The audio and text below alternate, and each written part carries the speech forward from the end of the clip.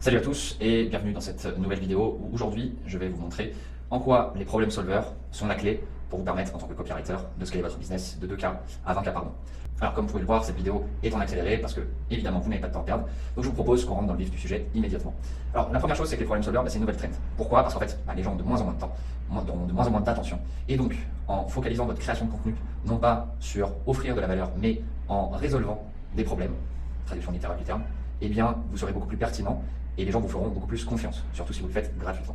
La deuxième chose qu'on va voir dans cette vidéo, c'est comment les utiliser, comment utiliser les problem solvers pour que vos prospects souhaitent prendre un appel avec vous. Et donc on verra à l'intérieur de cette vidéo comment le faire.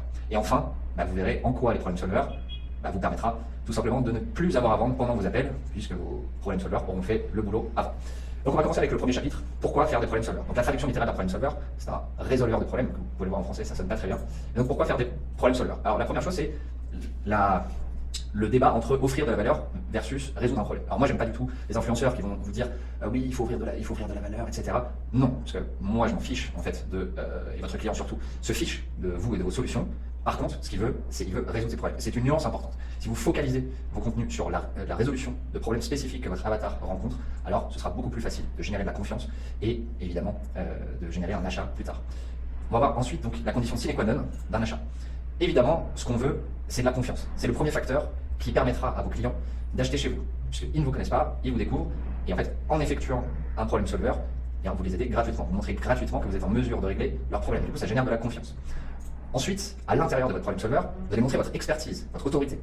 Et vous allez montrer, à l'aide d'une étude de cas, que vous êtes en mesure de répondre à un problème spécifique. Du coup, qu'est-ce qui se passe dans la tête du prospect? Tiens, il vient de montrer qu'il est capable de régler le problème que j'ai depuis des mois. Donc du coup, ça génère de la confiance, mais aussi ça vous place en tant qu'expert et autorité. Ici, l'objectif avec ces problem solvers, c'est que grâce aux algorithmes des réseaux sociaux, ça va vous permettre de générer plusieurs leads par jour. 3 à 5, ça c'est l'objectif à terme. Quand vous avez 3 à 5 leads par jour, grosso modo, vous pouvez considérer que vous pouvez en closer entre 2 et 3. Et donc forcément, si vous êtes sur des prix élevés de plusieurs centaines, voire milliers d'euros pour chaque prestation, vous vous rendez bien compte que évidemment ça fait rentrer du chiffre dans les caisses. Et enfin l'ownership, j'en ai parlé dans mon premier problem solver, il est important de générer de l'attention. Comment vous faites? Si vous parlez d'un problème qu'un prospect a, c'est évidemment la première étape. Et ensuite l'ownership. L'ownership c'est quoi? C'est que vous voulez être considéré comme la référence dans votre domaine. Et donc si vous êtes capable de parler mieux que quiconque du problème du prospect, et bien évidemment il vous fera confiance et il vous donnera l'ownership de sa problématique. On passe au chapitre 2, comment faire des problem solvers. Alors, première chose, il faut que vous mettiez à la place de votre client idéal et ainsi identifier les problèmes récurrents, urgents et douloureux qu'il peut reconnaître. Pourquoi j'insiste sur le mot reconnaître? Parce qu'on ne va pas essayer de l'éduquer, on ne va pas essayer de lui dire oui mais vous savez, vous avez probablement en fait ce problème-là et lui expliquer pourquoi il y a ce problème. Pourquoi? Parce qu'en fait vous allez perdre du temps. Parce que le client en fait s'il ne reconnaît pas qu'il y a un problème, ce sera très difficile pour vous de lui vendre une solution. Donc il faut qu'il sache quels sont les problèmes et en général en tant que copywriter vous allez rencontrer des clients qui ont des problèmes soit d'acquisition, de trafic, de conversion, etc., etc. Ensuite, on a la première partie de outreach. Donc vous allez aller sur LinkedIn et vous allez demander à des prospects que vous avez identifiés dans votre niche quels sont les défis majeurs qu'ils rencontrent. Et donc du coup en fait vous allez réutiliser ce qu'ils disent pour créer vos problem solvers. Ça va vous donner en fait un paquet d'idées. Et surtout ça vous permettra de commencer et de ne pas commencer dans le dark. En général, je vous le dis, vos clients vont rencontrer des problèmes de trafic, de visibilité, de conversion, de notoriété. Et c'est important en fait que vous écoutiez les mots qu'ils emploient. Parce que si vous commencez à parler de copywriting mais il ne sait pas ce que c'est, vous n'allez pas en fait l'intéresser. Par contre, si vous allez utiliser les mots qu'il a utilisés, à savoir comme je vous l'ai dit, le trafic, la visibilité, etc., qui sont toujours des termes qui reviennent chez vos clients, là forcément il va vous écouter. Et encore une fois, le copywriting, c'est le moyen pour régler ce problème. C'est pas ça que vous devez pitcher, c'est pas ça que vous devez mettre en avant. C'est ensuite, une fois que vous avez fait le bon diagnostic, que vous avez identifié le bon problème, par exemple un problème de visibilité, eh bien le problème pour régler la visibilité, c'est le copywriting. Par exemple, si on fait de la création de contenu et que vous êtes le copywriter de cette entreprise, vous aurez la possibilité de lui dire, grâce au copywriting, on aura en fait une pièce de contenu, une vidéo, etc., qui retiendra l'attention, qui sera virale, etc., etc. Et donc du coup, ça réglera son problème de visibilité. Je vais vous donner quelques mauvais exemples de problem solver pour les copywriters. C'est comment rédiger des titres accrocheurs. Pourquoi c'est un mauvais exemple? Pourquoi? Parce qu'en fait, il est tourné du point de vue copywriter. On s'en fiche de rédiger des titres accrocheurs quand on a une PME. Les meilleures pratiques pour des emails de vente. Bon, on s'en fout en fait des meilleures pratiques. Et on s'en fout en fait des emails de vente. C'est un outil. Technique de storytelling pour captiver votre audience. Bon, ok, à la limite, mais c'est pas terrible. On va voir en fait comment on peut les remplacer. Augmenter vos ventes de 27% grâce au titre accrocheur. À la limite, la phrase peut être encore améliorée. Vous pouvez réinventer par exemple un concept au lieu d'utiliser titre accrocheur. Mais surtout, on utilise un terme qui est augmenter les ventes. Oui, ça intéresse votre client. Comment augmenter votre panier moyen grâce à 5 emails de vente? Ok, panier moyen, ça me parle. Augmenter le panier moyen, ça m'intéresse. Et 5 emails de vente, lesquels sont-ils? Je clique. Comment générer plus de trafic? Et oui, puisque lui, il est concerné par le faible trafic de son site. Et donc là, vous allez lui dire cette technique de storytelling. Et donc du coup, je suis intéressé de savoir quelles sont-elles. Ensuite, on passe à cette partie-là où reach out to build more. Pourquoi? Parce qu'en fait, quand vous allez faire de l'outreach, l'outreach c'est quoi? C'est de la prospection via les réseaux sociaux. Vous allez contacter des clients potentiels en call. Mais en fait, vous allez créer des discussions avec des prospects. Et si ça génère des calls, tant mieux, parce que vous allez parler plus en profondeur des problématiques que rencontrent vos clients.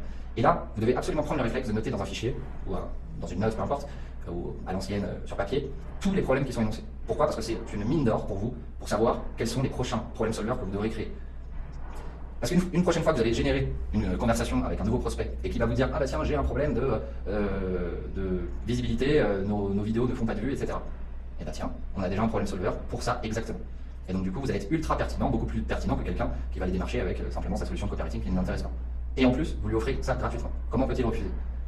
Donc après, il y a un rappel très important, c'est dans vos problèmes solvers, ne soyez pas avare dans l'information que vous allez délivrer, puisque les clients ne vous payent pas pour l'information, mais pour l'implémentation.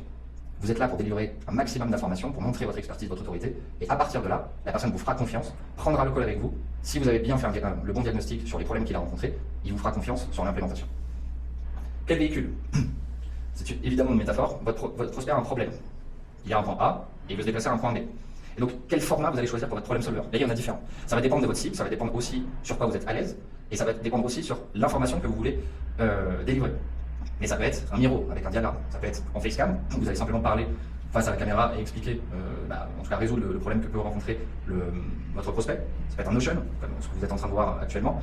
Ça peut être une présentation Canva, vous pouvez être sur tableau blanc.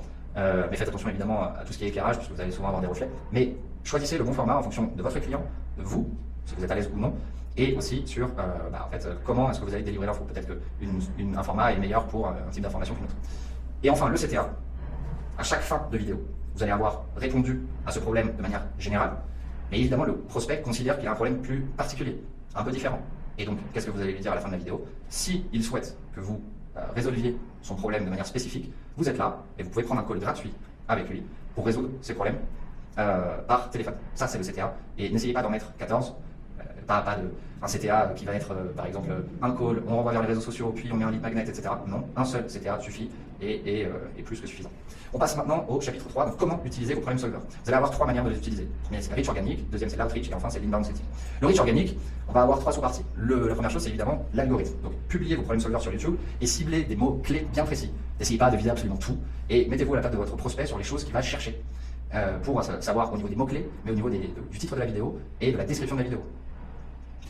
Au début, vous allez forcément avoir une audience faible, mais elle sera ultra qualifiée parce que les personnes qui vont regarder votre vidéo seront des personnes qui seront intéressées. On n'est pas là pour essayer d'avoir des millions d'abonnés, on est là pour vendre. Donc, on s'en fiche d'avoir plein de vues qui ne servent à rien. Non, si vous avez 50 vues, 100 vues sur votre vidéo, je préfère 1000 fois avoir 50 vues ultra qualifiées sur un problème solver que 50 millions de vues sur un truc qui a été viral, mais au final, en fait, qui a été vu par des personnes qui ne sont de toute façon pas intéressées par mon implémentation. Et enfin, c'est du contenu evergreen. Qu'est-ce que ça veut dire? Ça veut dire qu'il est là pour toujours. Donc ça veut dire que même si vous arrêtez de poster, il continuera à obtenir des vues de personnes qualifiées. Donc c'est pas grave si vous avez quelqu'un qui a vu votre vidéo qui n'est pas devenu client, plus vous allez publier de problème solver, plus vous allez toucher à un moment donné un problème spécifique, urgent, douloureux, reconnu de votre prospect, et c'est à ce moment-là qu'il va devenir client. C'est exactement comme pour vous. Peut-être que vous avez regardé le premier problème solver, peut-être que vous êtes en train de regarder le deuxième, peut-être que vous n'allez pas devenir client aujourd'hui, mais à un moment donné, vous allez dire, cette personne, elle est qualifiée et c'est exactement ce que je recherche parce que je n'arrive pas à trouver une solution au problème depuis un problème d'acquisition par exemple depuis plusieurs mois, et c'est à ce moment-là que vous allez prendre un call avec moi pour que je vous aide à le résoudre. On passe à cette deuxième sous-partie qui est x4 votre reach. Comment on le fait? Et bien en fait, vous avez votre problème solver qui est publié sur YouTube. Et vous allez en fait leverager ce contenu sur tous vos RS. Comme je vous l'avais recommandé, ne soyez pas mono-plateforme, mais soyez sur YouTube, sur LinkedIn, TikTok, Instagram et Twitter. Vous pouvez être sur plus et essayez d'être au minimum sur 3 voire 4 réseaux sociaux. Et donc qu'est-ce que vous allez faire? En fait, vous allez annoncer sur vos autres réseaux sociaux que vous avez publié un problème solver. Et oui, évidemment, par exemple sur LinkedIn, vous allez avoir d'autres personnes qui vous suivent et qui pourraient être intéressées par ce problème solver. Donc vous allez publier. Et donc c'est tout autant de prospects que vous allez toucher simplement en repartageant votre vidéo. Vous n'êtes pas obligé de repartager le lien, mais simplement en fait de faire une redirection vers votre vidéo YouTube. Et enfin, c'est important parce que c'est un détail, mais c'est un détail important. Republier 2 fois. Pourquoi? Parce que peut-être que vous l'avez publié le mardi soir à 19h, mais que la personne en question, le prospect potentiel, enfin le client potentiel, n'a pas vu sur LinkedIn. Donc repostez-le en fait le lendemain ou dans 2 jours à une autre heure. Parce que ça permettra en fait de toucher un maximum de personnes sur vos réseaux. Et enfin, palette. Pourquoi? Puisque aujourd'hui on a énormément de reach avec du format court, que ce soit sur TikTok ou sur Instagram en réel, et même sur YouTube avec les shorts. C'est ce qui vous permettra en fait d'avoir un contenu tofu. Donc tofu, c'est quoi? C'est top of the funnel. C'est ce qui vous permettra d'aller chercher une nouvelle audience et donc sélectionner certains passages moins d'1 minute dans vos problème solvers et faites en sorte que ces contenus soient republiés. Donc il n'y a pas de travail additionnel en termes de création de contenu. Vous avez juste à couper la vidéo. Il y a des logiciels gratuits sur Internet comme CapCut qui peuvent le faire, et republier ces contenus sur YouTube Short, TikTok et Insta. Ça vous permettra de toucher 1, 2, 5, 10, 30, 50, 100 personnes en plus qui seront ultra qualifiées. Parce qu'à partir du moment où après ces personnes-là vous découvrent, arrivent sur votre chaîne YouTube, c'est qu'elles ont franchi un pas important. Ensuite, on passe à la deuxième partie qui est l'outreach. Alors l'outreach ici, c'est la prospection en cold, mais sur les réseaux sociaux. Alors il est important en fait de ne pas vendre votre solution ni votre appel stratégique. Ce que vous voulez faire, c'est générer de la confiance en créant une conversation. Et vous allez générer de la confiance en posant des questions, notamment sur les problèmes rencontrés par votre avatar.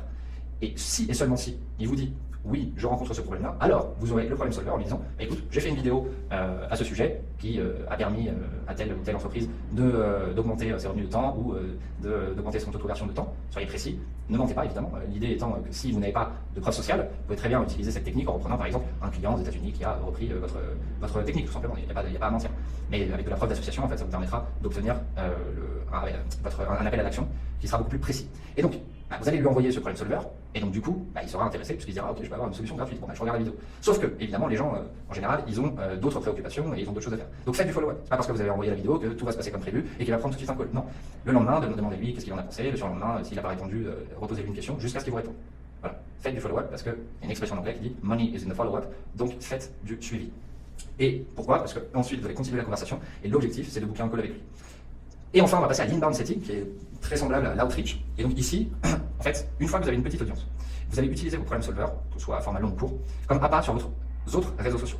Par exemple, vous allez créer une pièce de contenu en story sur Instagram et vous allez demander qui souhaiterait avoir accès gratuitement à une ressource permettant X, Y, Z.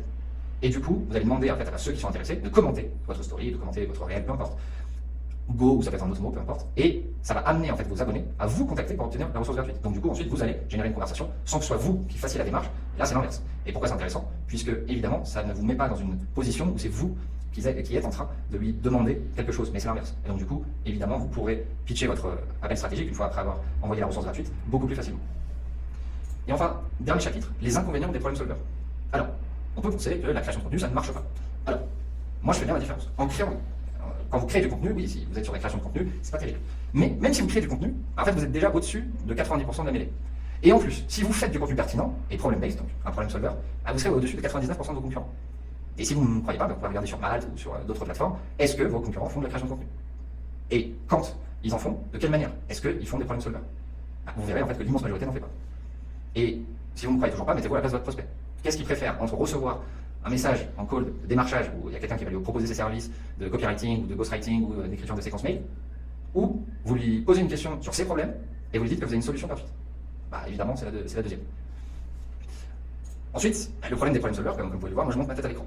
Ok, mais vous n'êtes pas obligé. Vous pouvez très bien en fait, filmer votre écran sans montrer votre tête. Et si par exemple, vraiment ça vous dérange d'avoir votre voix, aujourd'hui, avec l'intelligence artificielle, vous pouvez très bien en fait, mettre une voix qui est derrière. Donc du coup, en fait, c'est l'IA qui va lire en fait, votre texte, simplement plus de travail. Et honnêtement, le stress qu'il peut y avoir à l'idée de montrer sa tête, de parler devant la caméra, au début vous en avez, et puis en fait, une fois que vous en avez fait 2-3, ça a tendance à passer.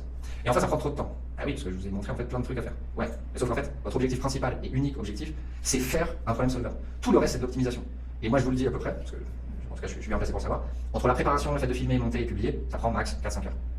Est-ce que vous pouvez mettre 4-5 heures de temps par semaine plutôt que d'être sur TikTok ou Netflix? Bon, je pense que ça vaut le coup. Surtout, c'est pour générer du CA.